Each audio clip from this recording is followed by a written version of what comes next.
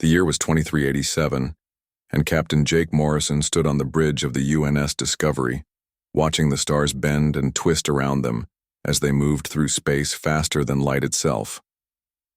The quantum fold drive hummed beneath his feet like a living thing, and Jake felt proud knowing that humans had built this machine with their own hands and minds. His crew worked quietly at their stations, and Jake looked at each of them with respect because they were the first humans to travel this far. From Earth navigator Lisa Parker called out from her station that they were approaching the Kepler 442 system, and Jake nodded as he watched the main screen show them a yellow star with several planets orbiting around it. Chief Engineer Carlos Rivera reported that all systems were working perfectly, and Communications Officer Amy Thompson smiled as she checked her equipment for any signals from the planets ahead. Jake had been a ship captain for 15 years, but this mission felt different because they were not just exploring space near Earth, but venturing into the unknown parts of the galaxy where no human had ever been before. The Discovery moved slowly into the system, and Jake ordered his crew to scan each planet carefully because Earth wanted to know if there was life anywhere else in the universe. Lisa guided the ship toward the third planet, which seemed to have water and an atmosphere that might support life, and Jake felt excited thinking they might find something amazing.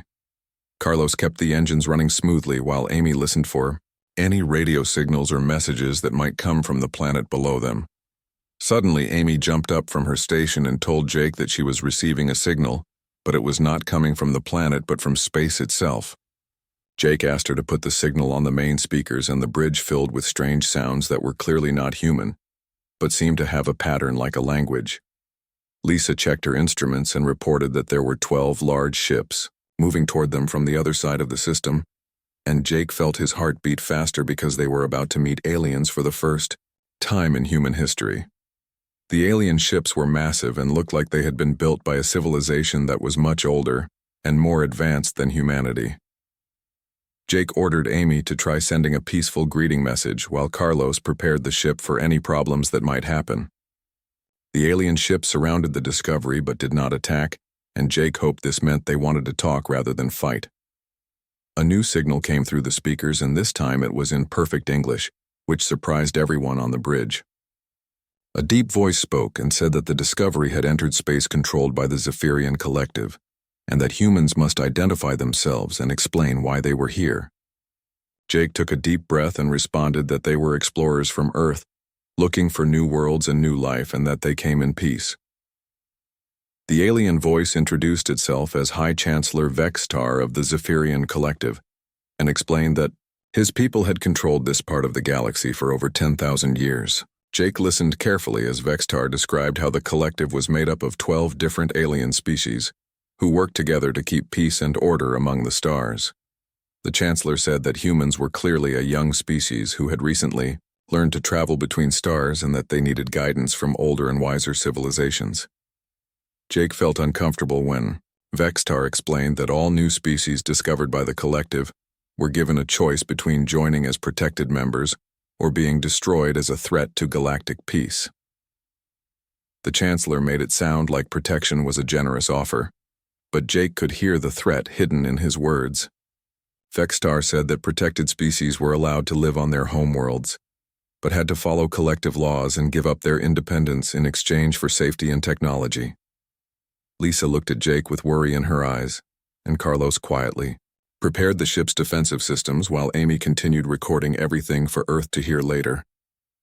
Jake asked Vextar what would happen if humans chose not to accept protection, and the Chancellor laughed in a way that made Jake's skin crawl. Vextar said that no species had ever been foolish enough to refuse collective protection because the alternative was complete destruction of their entire civilization. Jake felt anger rising in his chest as he realized that these aliens saw humans as children who needed to be controlled rather than equals, who deserved respect. He thought about Earth and all the people living there who had fought for thousands of years to be free from those who would rule over them. Jake remembered the stories his grandfather told him about wars fought for freedom and independence, and he knew that humans would never willingly give up what they had worked so hard to achieve. The captain stood up straight and looked directly at the main screen where he knew the alien ships were watching him. He told Vextar that humans appreciated the offer, but that they valued their independence too much to give it up to anyone regardless of how old or powerful they claimed to be. Jake said that humans preferred to make their own decisions and face their own challenges rather than live as protected children under alien rule. The silence that followed Jake's words felt heavy and dangerous. When Vextar finally spoke again, his voice was cold and filled with disbelief. The Chancellor said that in 10,000 years no species had ever rejected collective protection, and that humans were making a terrible mistake that would cost them everything they held dear.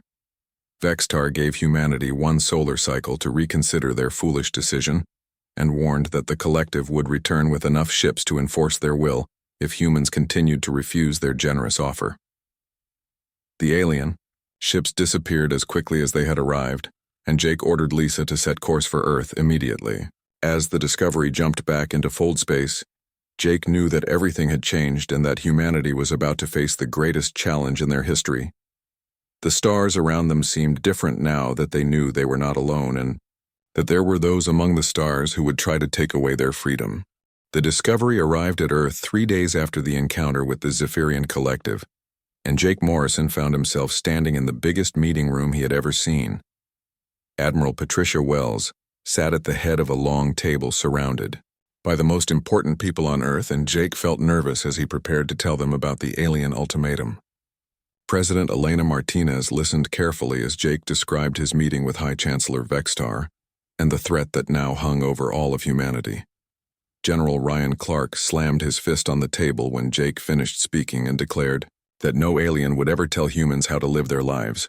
The general said that humans had fought too many wars for freedom to give it up now, just because some old aliens thought they owned the galaxy.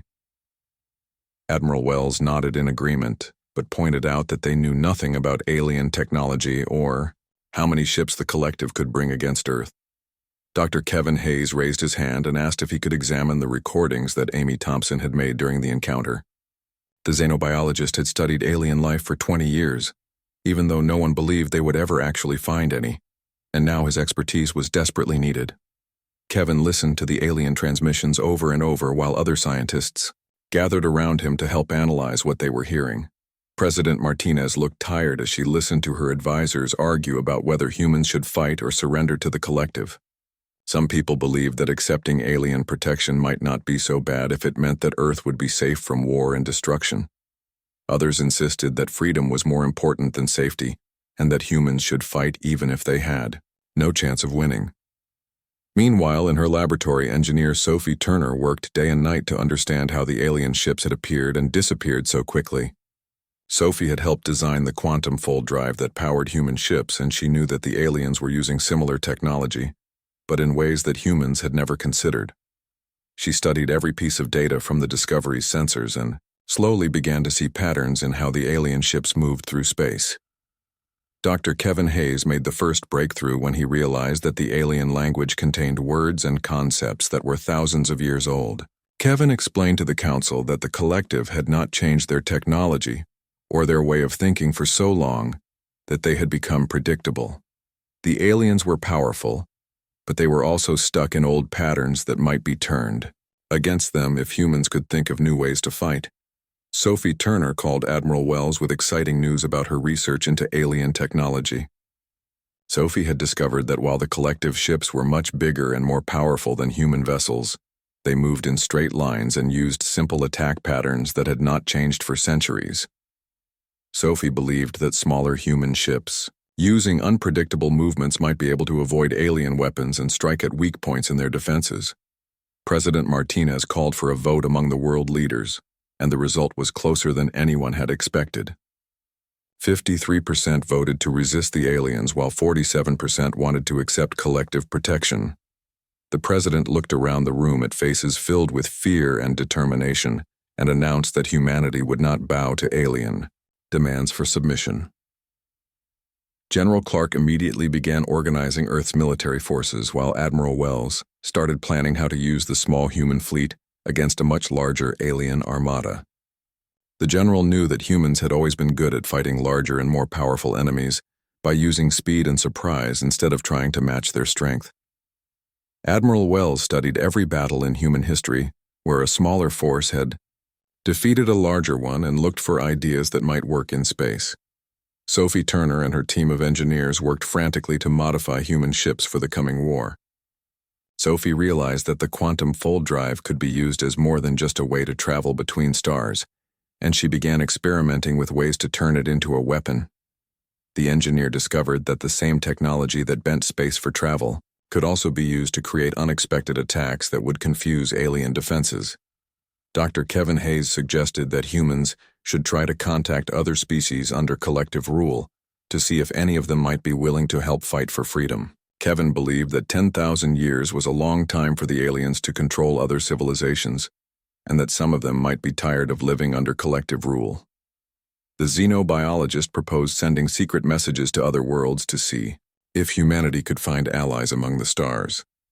Ambassador Noah Phillips volunteered to lead the diplomatic mission to contact other alien species, even though it would be extremely dangerous. Noah had spent his career negotiating with different human governments, and he believed that the same skills might work with aliens who wanted freedom from the collective. The ambassador knew that humans could not win a war against 12 alien species, but they might have a chance if they could turn some of those species against their rulers. President Martinez gave her approval for all the different plans and told everyone that they had less than a year to prepare for war. The president spoke to the world on television and explained that humanity faced its greatest challenge, but that they would meet it as free people who chose their own destiny. Martinez said that humans had always been explorers and fighters who refused to accept limitations placed on them by others. All across Earth, people began preparing for a war unlike any they had ever imagined. Factories that had been making civilian goods switched to building weapons and spacecraft, while scientists worked to understand alien technology. Young men and women volunteered to join the military even though they knew they might be fighting enemies from the stars. Sophie Turner made another breakthrough when she figured out how to make human ships invisible to alien sensors for short periods of time. The engineer realized that the same quantum fields used for faster-than-light travel could also hide ships from detection if they were used correctly. Sophie knew that surprise would be humanity's greatest weapon against the more powerful alien fleet. As the months passed, human preparations intensified, and people all over Earth worked together like never before. The threat of alien conquest had united humanity in a way that nothing else ever had, and old enemies became allies in the face of a common danger. Admiral Wells looked at the small fleet of modified human ships and knew that they were about to attempt something impossible. But she also knew that humans had always been good at doing impossible things when their freedom was at stake. The Zephyrian fleet arrived at the edge of human space exactly one solar cycle after their first meeting with Captain Jake Morrison, and High Chancellor Vextar expected to find Earth ready to surrender. Instead, the alien commander found something that confused and angered him because the humans were not waiting helplessly for collective ships to arrive. Vextar had brought 200 massive warships that had conquered dozens of civilizations over the centuries, but he could not find the human fleet anywhere in the solar system. Jake Morrison now commanded a strike force of 30 small human ships that used Sophie Turner's new stealth technology to hide from alien sensors. The captain watched from his hidden position near Jupiter as the huge alien vessels moved slowly toward Earth in the same straight-line formation that the collective had used for thousands of years. Jake smiled grimly as he realized that the aliens had no idea what humans had planned for them. Lieutenant Commander Rachel Green led 12 fighter squadrons that were equipped with the most advanced quantum fold drives that human engineers could build. Rachel had been a test pilot before the war, and she understood better than anyone how to use the new technology to appear behind enemy lines without warning. The lieutenant commander waited for Jake's signal, while her pilots checked their weapons and prepared for the most dangerous mission any human had ever attempted. The alien fleet moved past Jupiter without detecting the hidden human ships, and Vextar felt confident that this would be another easy conquest like so many others before. The High Chancellor opened communications with Earth and demanded that President Martinez surrender immediately, or watch her planet burn under collective weapons. Martinez responded by telling Vextar that humans would rather die free than live as slaves, and that the collective was about to learn why humanity had survived so many wars throughout their history. Jake Morrison gave the attack signal, and 30 human ships suddenly appeared throughout the alien formation using quantum jumps that brought them inside the enemy's defensive perimeter. The alien crews panicked as human ships materialized next to their massive vessels and began attacking vital systems with precise weapon strikes. The collective commanders had never faced an enemy that could appear anywhere without warning, and their ancient battle tactics were useless against such unpredictable attacks. Rachel Green led her fighters in a series of micro-jump attacks that targeted the alien command ships while larger human vessels struck at the enemy's weapon systems.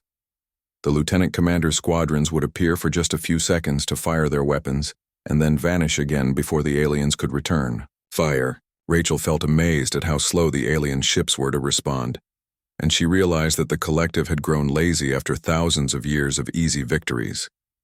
The alien fleet tried to reform their battle lines, but human ships kept appearing in unexpected places and striking before disappearing again. Fextar screamed orders at his captains, but they could not fight an enemy they could not predict or catch. The High Chancellor watched in disbelief as several of his largest warships suffered critical damage from the small human vessels that seemed to be everywhere at once.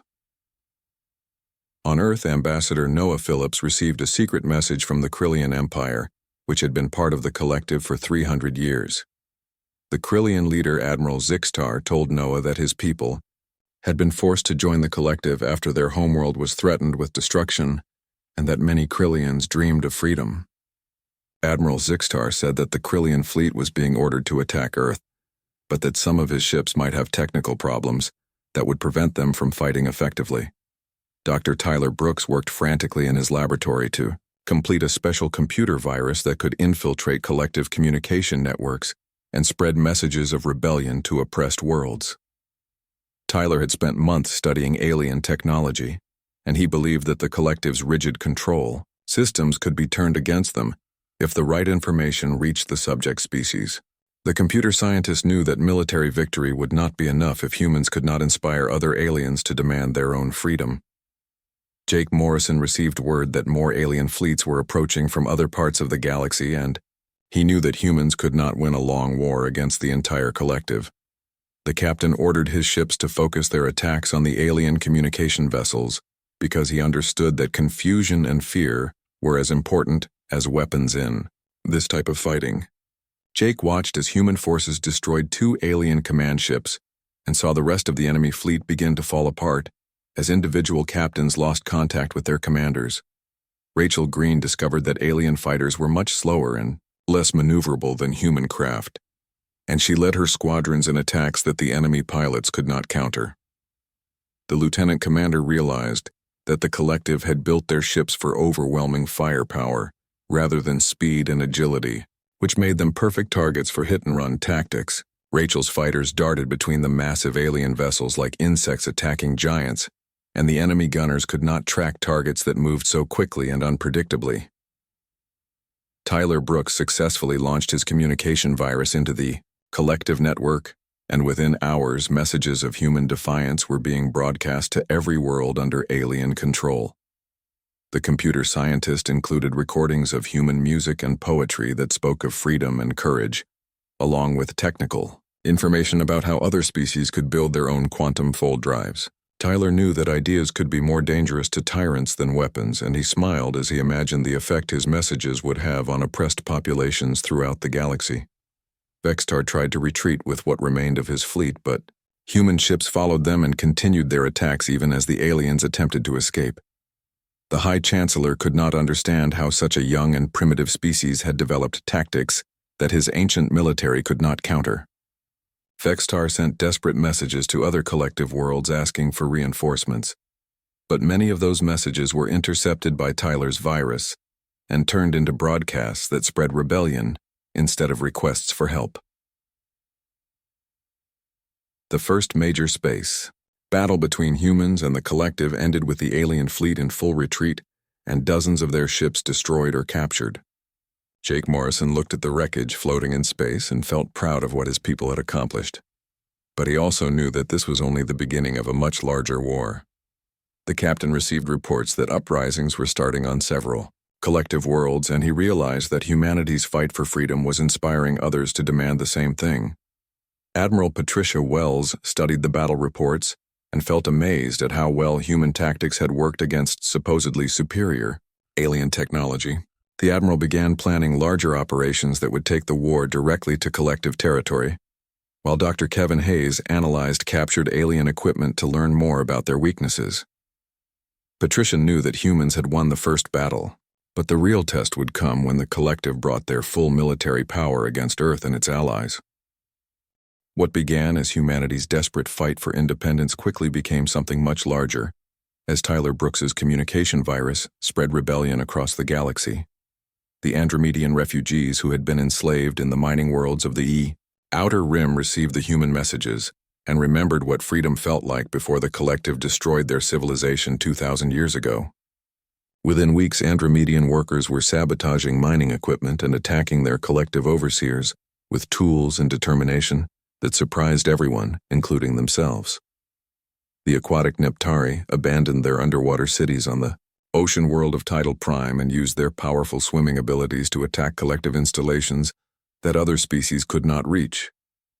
Admiral Patricia Wells received a secret message from Neptari Commander Fluxwave, who explained that his people had been waiting for someone brave enough to stand up to the collective and that they were ready to fight alongside humans for galactic freedom.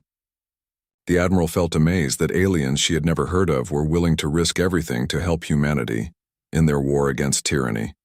Even the peaceful Eldorians who had served the collective loyally for over 5,000 years began questioning why they had to give up their traditional ways of life to please alien rulers. Dr. Kevin Hayes studied intercepted collective communications and discovered that Eldorian philosophers were secretly meeting to discuss human ideas about individual rights and self-determination. Kevin realized that humanity's greatest weapon was not their technology, but their refusal to accept that some beings were born to rule, while others were born to serve. Captain Jake Morrison led his strike force deeper into collective territory, where they captured a research station that contained information the aliens had kept secret for millennia. Jake could not believe what the human team found in the station's databanks, because the records showed that the Zephyrian Collective was not the ancient peacekeeping organization they claimed to be. The files revealed that the Zephyrians had started as a small aggressive species that conquered their neighbors and gradually built an empire by destroying anyone who refused to submit to their rule. Commander Ashley Bell volunteered to lead the most dangerous mission in human history when Admiral Wells asked for someone to infiltrate the collective's central data core on their capital world. Ashley had been a Special Forces operative before joining the Space Navy, and she understood that stealing the complete historical records would require skills that few humans possessed. The commander knew that exposing the truth about collective history might be more important than winning battles because it would show every oppressed species that their rulers were nothing but successful conquerors. The research station data revealed that the collective had deliberately kept all subject species at primitive technology levels to prevent them from becoming threats to Zephyrian dominance. Jake Morrison learned that dozens of civilizations had discovered faster than light travel, only to have their scientists killed and their research destroyed by collective agents. The captain felt sick as he read about entire worlds that had been sterilized because their inhabitants showed too much curiosity about advanced physics or weapons technology. Ashley Bell and her team used captured collective uniforms and identification codes to infiltrate the capital world, while Jake's forces created diversions that drew attention away from the central data core. Ashley moved through alien corridors filled with beings from dozens of different species and realized that most of them looked tired and afraid, rather than proud of their great civilization. The commander understood that the collective ruled through fear rather than respect, and that even many of their own citizens were beginning to question the system. Dr. Tyler Brooks worked with Ashley's team to break through the security systems, protecting the collective's most sensitive information, and what they found was worse than anyone had imagined. The historical records showed that the Zephyrians had destroyed over 200 different civilizations during their rise to power, and that they had wiped out entire species that refused to accept collective rule. Tyler realized that humanity was fighting against genocidal conquerors who had hidden their crimes behind claims of bringing peace and order to the galaxy. Ashley Bell successfully downloaded the complete collective historical archive and transmitted It to Tyler's communication virus, which immediately began broadcasting the suppressed truth to every world in their territory. The commander watched alien civilians on the capital world stop what they were doing to stare at public screens that were showing evidence of atrocities committed by their supposed protectors. Ashley felt the ground shake as riots began in the alien capital, and she knew that the revelation would destroy whatever legitimacy the collective had left. High Chancellor Vextar watched his empire begin to collapse as uprisings erupted on dozens of worlds, and even his own military officers began questioning orders. The Chancellor had spent his entire life believing that the collective brought stability to a chaotic galaxy, but now he was forced to confront evidence that his ancestors had built their civilization on murder and lies. Vextar felt desperate as he realized that humans had done more than defeat his fleets, because they had destroyed the foundation of everything the collective claimed to represent. The Krillian Empire officially declared independence from the collective, and Admiral Zixtar brought his entire fleet to join the growing alliance of free worlds that was forming around humanity. The Neptari surface fleets emerged from their ocean worlds for the first time in centuries and began attacking collective supply lines with hit-and-run tactics they had learned from human broadcasts. Even some Zephyrian colonies declared independence and asked for human protection against retaliation from the collective homeworlds.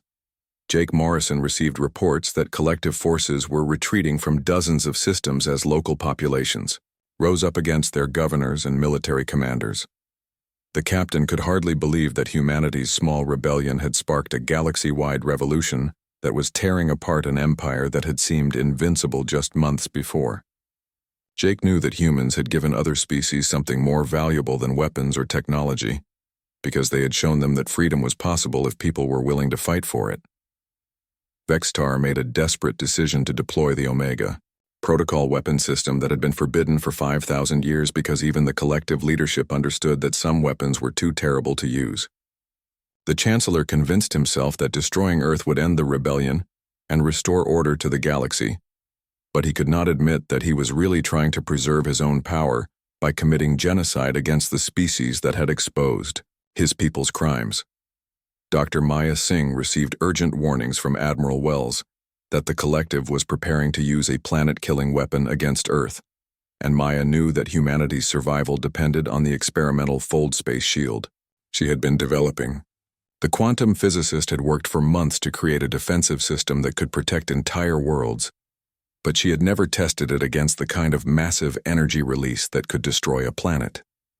Maya realized that billions of human lives now depended on theories that existed only in her computer models and laboratory experiments. The galaxy held its breath as news spread that the collective was preparing to use their ultimate weapon against the homeworld of the species that had started the Great Rebellion. Many aliens who had remained neutral now chose sides because they understood that if the Zephyrians were willing to destroy an entire planet, then no world would be safe from their wrath. The final battle for galactic freedom was about to begin, and every sentient being in the galaxy knew that the outcome would determine whether the future belonged to tyrants or to those who believed that all species deserved to choose their own destiny. The final battle for galactic freedom began when the largest fleet in collective history arrived at the edge of the Sol system, carrying the Omega weapon that could destroy entire worlds. High Chancellor Vextar commanded over 500 warships from the remaining loyal worlds, but he was no longer fighting just humans, because Admiral Patricia Wells had assembled a coalition of liberated species that believed freedom was worth dying for. The human admiral looked at her fleet of mixed alien and human vessels and felt proud that so many different civilizations had chosen to stand together against tyranny. Captain Jake Morrison led the human strike force, while Admiral Zixtar commanded the Krillian fleet, and Commander Fluxwave brought the Neptari ships that had traveled farther from their ocean worlds than ever before in their history. Jake watched the massive alien armada approach Earth and knew that this battle would determine whether the galaxy would be ruled by fear or guided by the hope that all beings could live as equals. The captain opened communications with all allied ships and reminded them that they were fighting not just for their own freedom, but for the right of every species to choose its own path among the stars. Dr. Maya Singh worked frantically in her laboratory to complete the fold space shield that represented humanity's only hope of surviving the Omega weapon. Maya had spent months developing the theoretical framework for a defensive system that could protect an entire planet. But she knew that one mistake in her calculations would result in the death of everyone she loved. The quantum physicist felt the weight of 8 billion human lives pressing down on her as she made final adjustments to equipment that had never been tested under real combat conditions. Vexitar gave the order to begin the attack, and collective warships opened fire with energy weapons that had conquered dozens of civilizations throughout galactic history. The Allied fleet responded with the hit-and-run tactics that humans had developed, but this time they were supported by alien ships that brought their own unique fighting styles to the battle. Neptari vessels moved through space like they were swimming through water, while Krillian ships used their advanced shield technology to absorb enemy fire and redirect it back at collective forces. The space around Earth filled with explosions as hundreds of ships fought the largest battle in recorded galactic history. Jake Morrison's forces used quantum jumps to appear throughout the enemy formation, while Rachel Green led fighter squadrons in attacks that confused and disrupted collective battle lines. Lieutenant Commander Green had learned to coordinate her tactics with alien pilots whose species thought about combat in completely different ways, and she felt amazed at how well the diverse Allied forces worked together when they shared a common cause. Admiral Wells watched the battle from her command ship and realized that the Alliance was actually winning despite being outnumbered by the collective fleet. The Admiral saw that 10,000 years of easy victories had made the aliens predictable and slow to adapt, while the Allied forces used creativity and innovation to overcome their disadvantages in numbers and firepower. Patricia felt hope growing in her heart as she watched former slaves and their human allies prove that courage and determination could triumph over superior technology. High Chancellor Vexitar saw his carefully planned attack falling apart as Allied forces destroyed ship after ship with tactics that his commanders could not counter. The Chancellor felt desperate as he realized that the collective military had become so dependent on overwhelming force that they had forgotten how to fight against enemies who refused to follow expected patterns. Vexitar made the decision that would define his place in galactic history when he ordered the Omega weapon to fire even though the battle was still raging, and many of his own ships would be caught in the destruction. The planet-killing weapon unleashed energy equivalent to a small star, and Jake Morrison watched in horror as a beam of pure destruction raced toward Earth at nearly the speed of light. The captain knew that billions of innocent people had only seconds to live unless Maya Singh's experimental shield could perform a miracle that had never been attempted before. Jake felt time slow down as he watched the weapon's energy approach the blue world that had given birth to the species that refused to kneel before alien masters. Maya Singh activated the fold space shield with a prayer that her calculations were correct and that human ingenuity could protect their homeworld from the ultimate expression of collective power. The quantum physicist watched her instruments as the shield generators created a field that bent space and time around Earth in ways that had never been tried outside of laboratory simulations. Maya held her breath as the Omega weapon's energy struck the shield and waited to see whether 8 billion people would live or die. The fold space shield not only absorbed the planet-killing energy, but redirected it back along its original path with amplified force that struck the collective fleet like the wrath of an angry universe. Jake Morrison watched in amazement as the reflected weapon destroyed dozens of enemy ships, including the massive dreadnought that carried Vexitar himself. The captain realized that Maya's shield had turned the collective's ultimate weapon against them, and that the aliens had just learned a painful lesson about the dangers of trying to destroy those who valued freedom above life itself. Vexitar survived the destruction of his flagship, but found himself floating in an escape pod surrounded by the wreckage of the most powerful fleet the collective had ever assembled. The High Chancellor looked at the blue world that should have been reduced to cosmic dust and felt something he had never experienced before in his long life. Vexitar realized that he was looking at a species that would rather risk total annihilation than accept slavery, and he finally understood why his empire was falling apart around him.